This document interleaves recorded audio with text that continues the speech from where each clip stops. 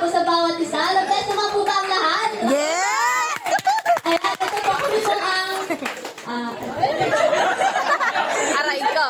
Kami po ang tribe ng Benjamin. Ako po si Fiona, ang mag-explain po ng aming vlog. So, ayan po, meron po kami fire dito na nagsisimbolo sa aming fierceness po. And meron po dito mga kamay na may hawak na kahoy na may Torch. apoy. Kasi ang isang fire, mas lalaki ang apoy niya kapag dilagyan mo na madami pang lakad, di ba?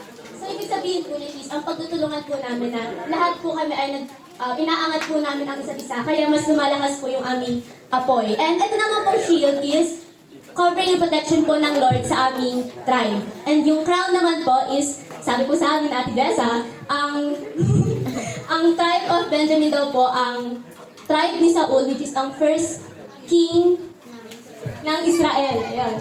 Tapos po, ito pong hangin po namin, nag-symbolize po siya sa wisdom coming from the Lord na magpapa-grow pa po sa amin. Kasi diba, totoo naman talaga, kapag yung isang apoy na hanginan, kakalat siya. So, yun po yung explanation po namin. Thank you po. Tribe of Benjamin!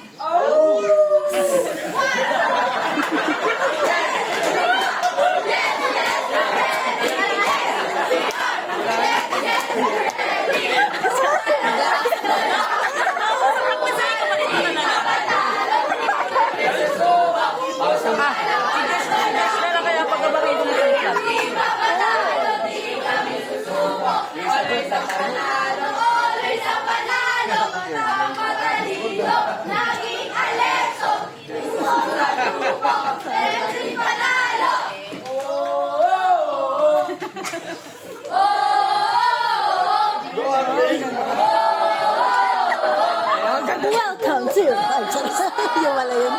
I'm so sick.